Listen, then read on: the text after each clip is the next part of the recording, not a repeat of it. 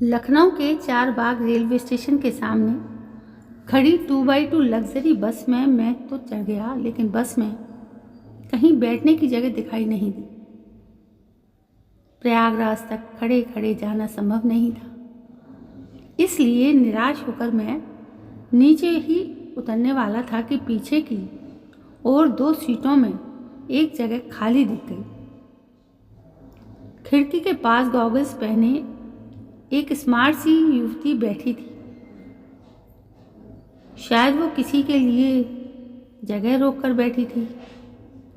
फिर भी पूछ लेना उचित लगा, क्योंकि टिकट तो किसी को दी नहीं गई थी। अतिरिक्त बस लगाई गई थी, इसलिए टिकट काउंटर पर बैठे आदमी ने सभी से कहा था, पहले बस में बैठ जाओ, टिकट बाद में कंडक्टर आकर काट देगा। यहाँ कोई आने वाला है मिस? मैंने उस युवती से पूछा।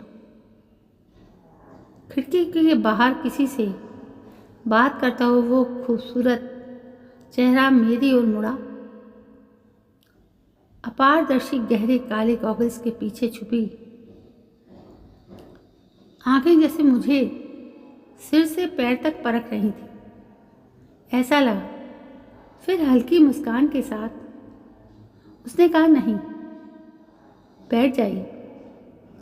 राहत की सांस लेते हुए मैंने अपना सामान एक ओर रखा और उसके पास बैठ गया।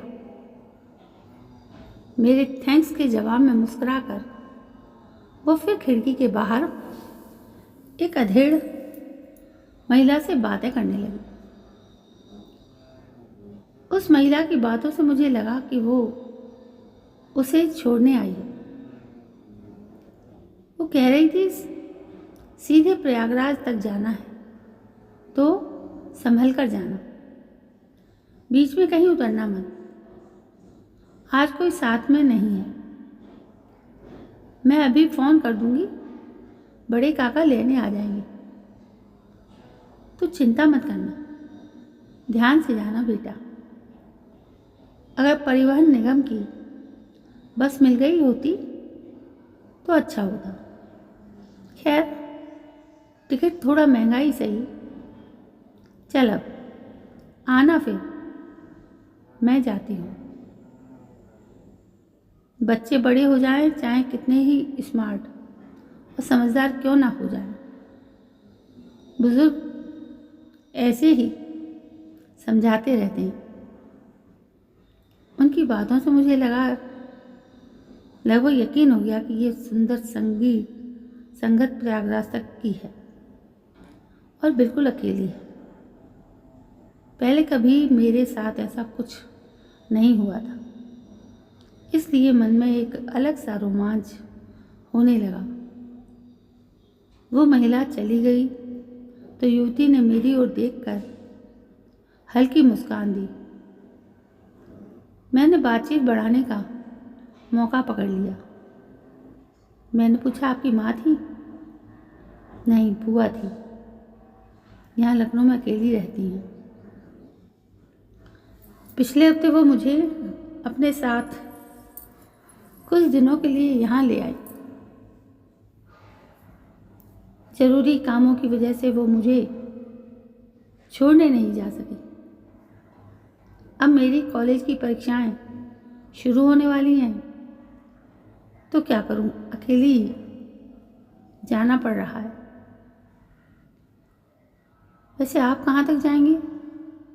एक अनजान खूबसूरत लड़की मेरे जैसे एक साधारण अनजान युवक के मामूली सवाल का जवाब इतना खुलकर, इतनी सहजता से मुस्कुराते हुए विस्तार से देने लगे, तो ये मेरे लिए चींटी के लिए गुड़ जैसा था।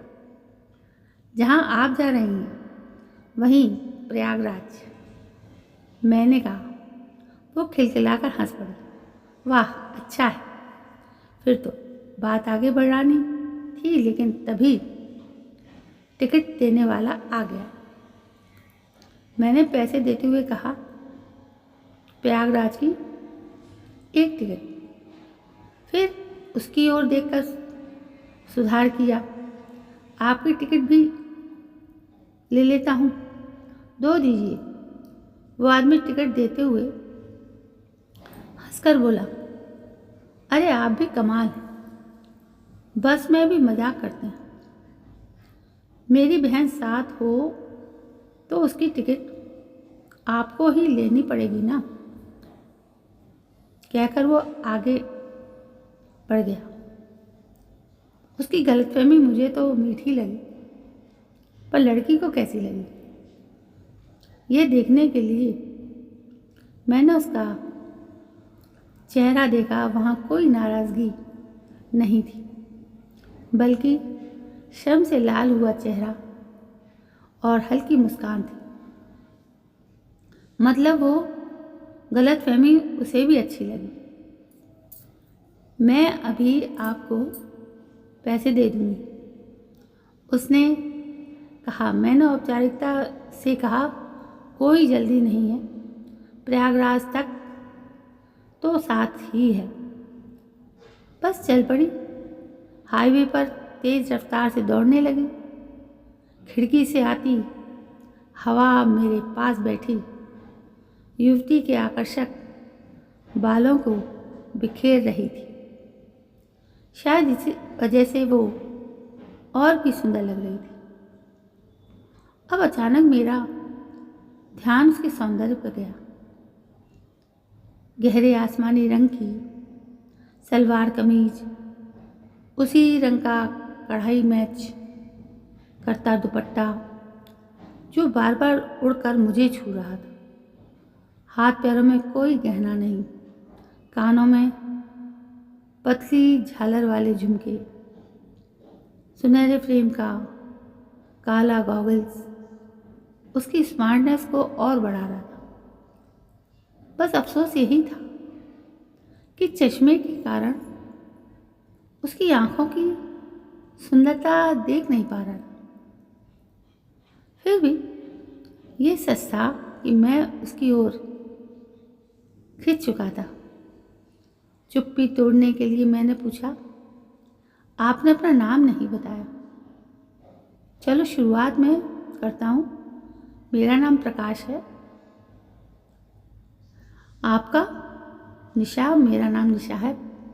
प्रयागराज की इलाहाबाद सेंट्रल यूनिवर्सिटी में 3rd ईयर में हूँ। स्टेशन के पास ही रहती हूँ। प्रयागराज में उतर कर पता दे दूँगी। और हाँ, टिकट के पैसे वो मुझे आपको देने ही हैं, याद दिलाइएगा। कभी घर आएंगे तो अच्छा लगेगा। वो हर बात विस्तार से बताती।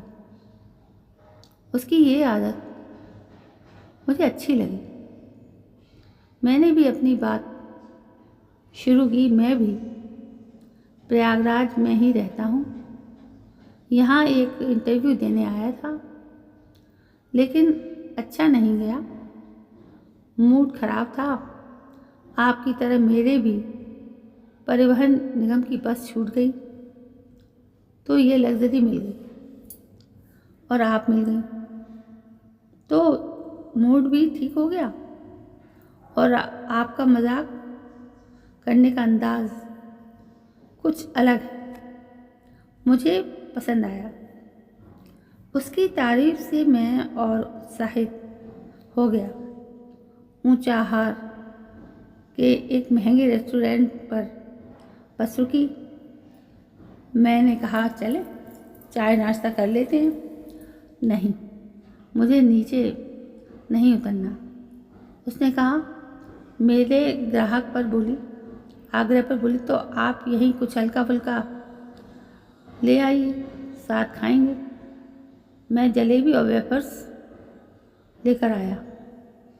खाते खाते जब उसका हाथ मेरे हाथ से टकराता तो शरीर में सिहरन दौड़ जाती। मुझे समझ आ गया था कि वो जानबूझकर ऐसा कर रही है।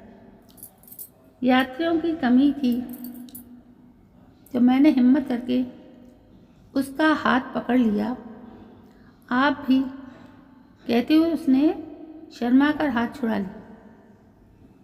फिर बस चल पड़ी।